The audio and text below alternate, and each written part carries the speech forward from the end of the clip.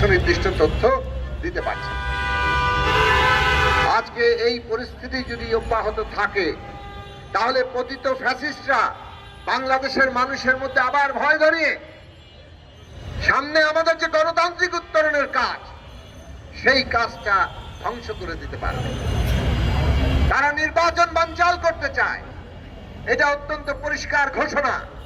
এবং ওসমান হাদিকে হত্যা করে আরো অনেককে তারা হুমকি দিয়ে এবং এই ধরনের হামলা চালিয়ে গিয়ে তারা এমন একটা ভীতিকর অবস্থা সৃষ্টি করতে চায় যাতে এখানে নির্বাচনের আর কোনো পরিবেশ না থাকে। আজকে একটু আগে শুনলেন খুলনা এনসিপির একজন শ্রমিক সংগঠক নেতাকে গুলি করা হয়েছে। তার মানে এই ধরনের তৎপরতা আরো চলবে। কে কখন গুলিবিদ্ধ হবেন, হামলার শিকার হবেন, সরকার নিরাপত্তা দিতে পারছে না।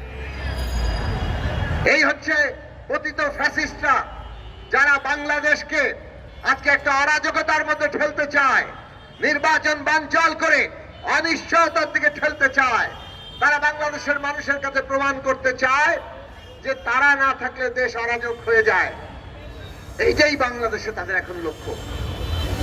তারা বাংলাদেশকে বিনা ভোটে জবরদস্তি শাসন করে, মানুষকে গুম খুন করে, রাষ্ট্র শক্তি ব্যবহার করে সমস্ত দমন পীড়ন নির্যাতন বিরোধী শক্তিকে নির্মূল করার চেষ্টা করে, আর রাষ্ট্র ক্ষমতা ব্যবহার করে লুটপাট দুর্নীতি করে দেশের সম্পদ বিদেশে পাচার করে এই দেশকে তো বিপর্যয়ে নিয়েছিলেনই।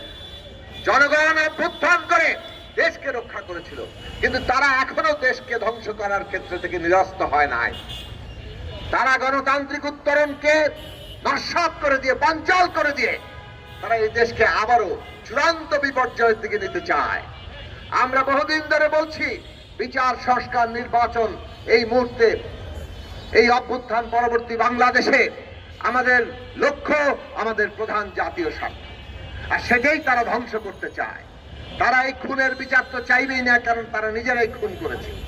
তারা সংস্কার চায় না, এবং সংস্কার বাস্তবায়নের জন্য যে নির্বাচনটা আজকে দরকার ওইটাকে ধ্বংস করে দিয়ে তারা অরাজকতা তৈরি করতে চায়। তাহলে কাজেই পতিত ফ্যাসিস্টরা তারা বসে নেই, তারা বাংলাদেশের অভ্যুত্থানের অর্জনকে ধ্বংস করতে চায়। আর আমরা দেখতে পেলাম এই যে ওসমান হাদিকে হত্যা করা হলো, তার শাহাদাতের মধ্য দিয়ে আমাদের দেশের মানুষ যেভাবে তাদের মধ্যে শোক এবং ক্ষোভের জন্ম হয়েছে,